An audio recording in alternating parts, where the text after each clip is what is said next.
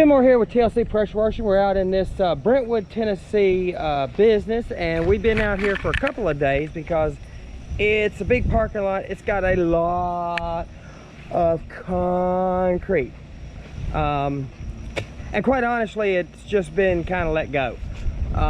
You can see up there mold and mildew. Obviously right here you see mold and mildew.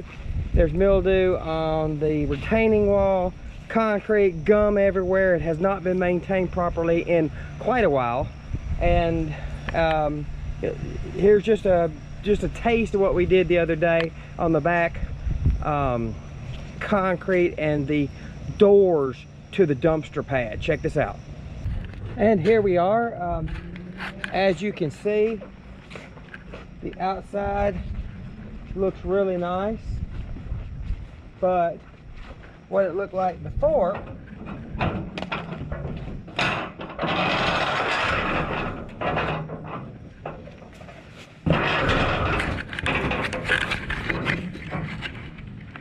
was a little more like that.